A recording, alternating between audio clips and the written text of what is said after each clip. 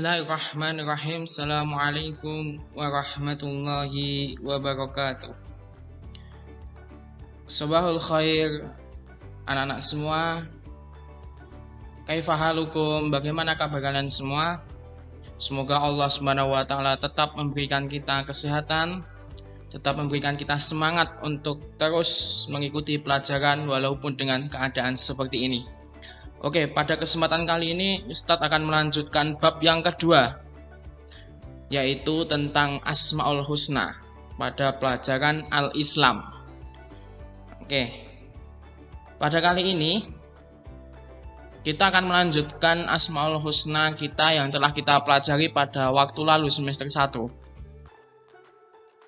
Sebelum itu kita belajar dulu apa sih pengertian Asmaul Husna. Kita ulang-ulangi terus.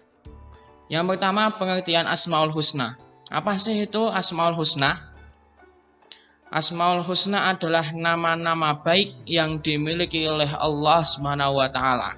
Jadi Allah itu mempunyai nama-nama yang sangat banyak dan itu semua baik. Nggak ada yang buruk, semuanya baik. Nah, banyak itu berapa? Jumlahnya berapa sih? Jumlahnya berapa? Jumlahnya yaitu ada 99 nama baik yang dimiliki oleh Allah Subhanahu wa taala. Terus kita akan belajar berapa di semester 2 ini?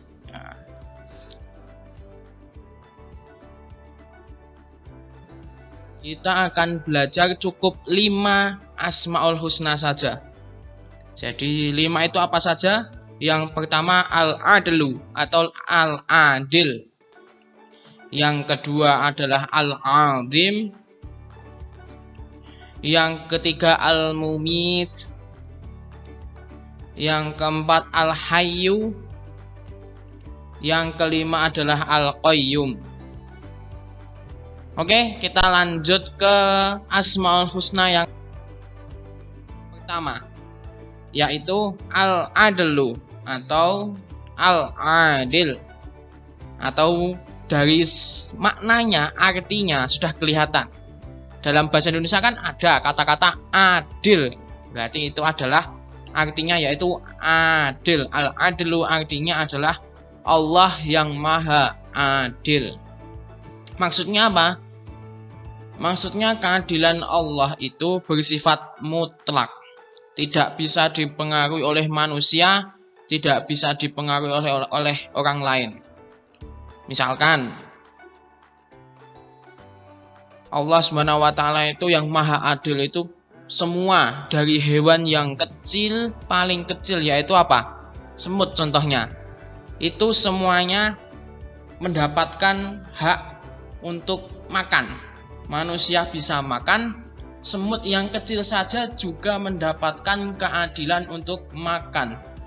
Itulah salah satu contoh bahwasanya Allah Subhanahu wa taala itu adalah yang maha adil.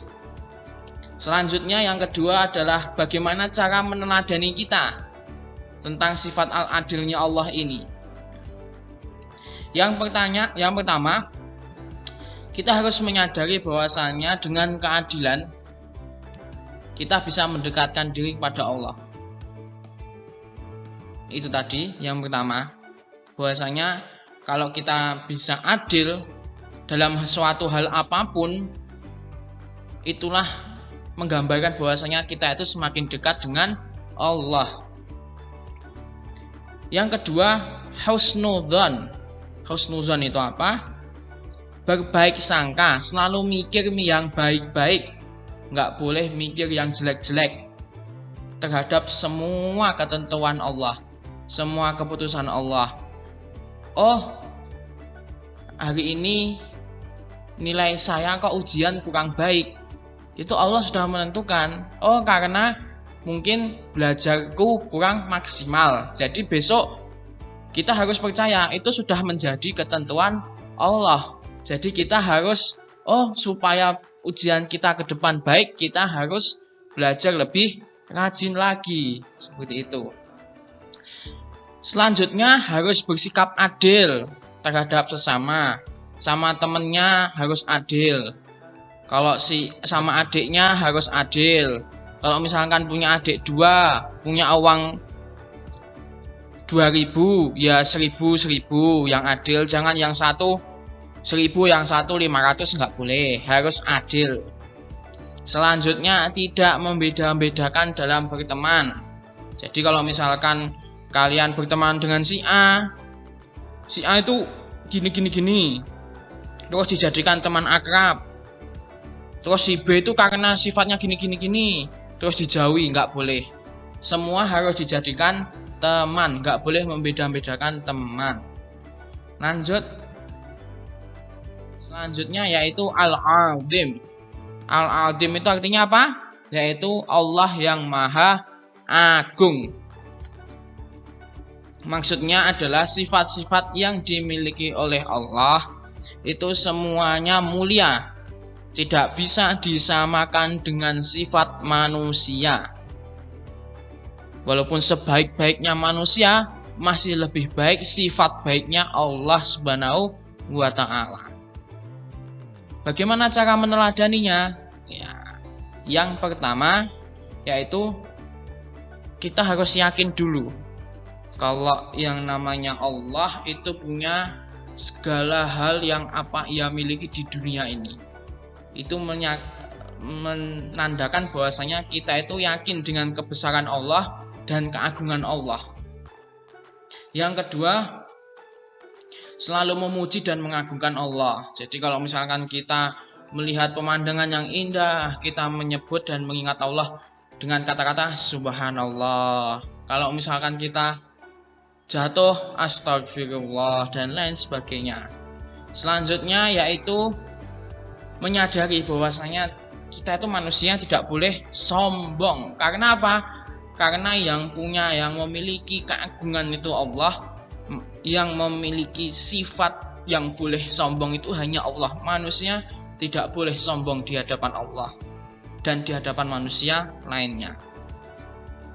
Yang terakhir, cara meneladani sifat Al-Azim yang terakhir adalah menyadari bahwasanya manusia itu sangat lemah.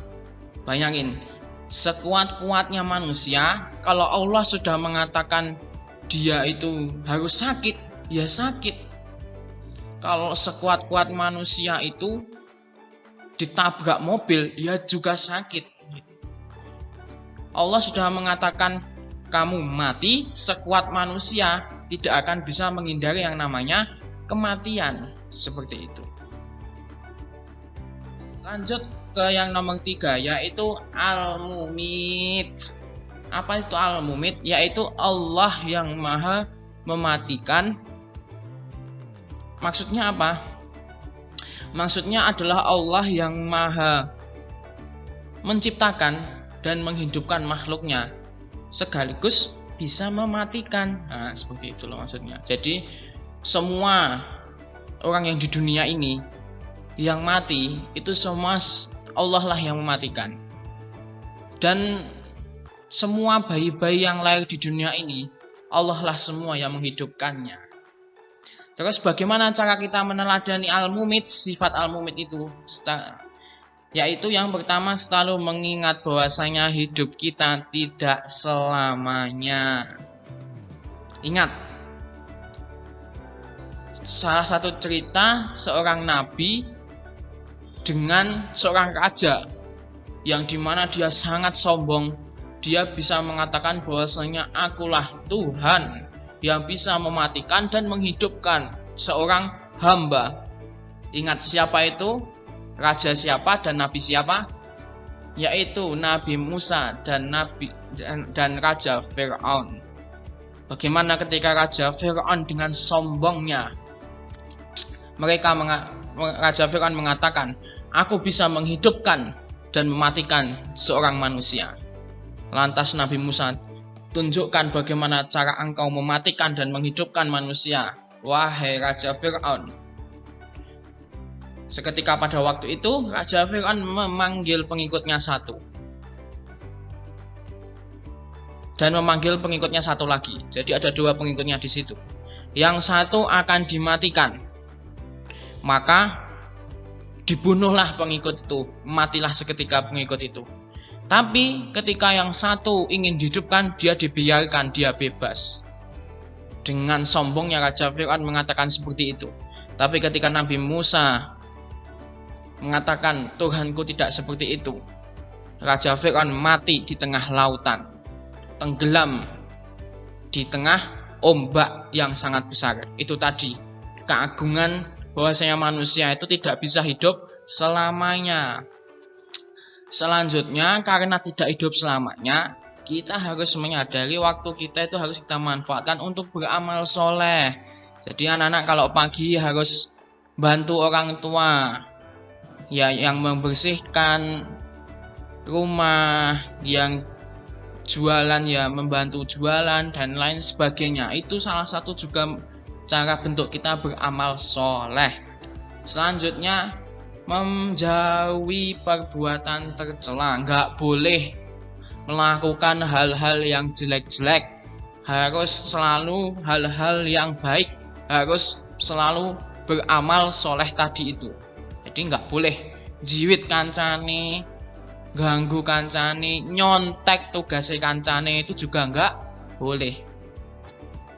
Selanjutnya, ini sama dengan selanjutnya, ini adalah al-hayyu, yaitu kebalikan dengan al-mumit, yaitu yang maha menghidupkan. Jadi kalau tadi mematikan, Allah itu bisa mematikan makhluknya, sekarang Allah bisa menghidupkan makhluknya. Bagaimana cara meneladaninya? Masih sama seperti yang tadi. Kita mengingat bahwasanya hidup kita tidak selamanya, terus memanfaatkan waktu kita untuk berbuat baik, beramal soleh, menjadi orang yang bermanfaat bagi orang lain. Jadi kita itu sebaik-baik manusia itu adalah yang bermanfaat bagi orang lain. Khairun nas anfa'uhum linnas. Kata-katanya seperti itu. Sebaik-baik manusia adalah yang paling baik untuk manusia lainnya. Yang terakhir, selalu berkarya. Jadi kalau kalian bisa membuat sesuatu, buatlah itu. Bisa membuat hal-hal yang baru, buat. Ya, seperti itu, selalu berkarya, menemukan hal-hal yang baru. Selanjutnya, yaitu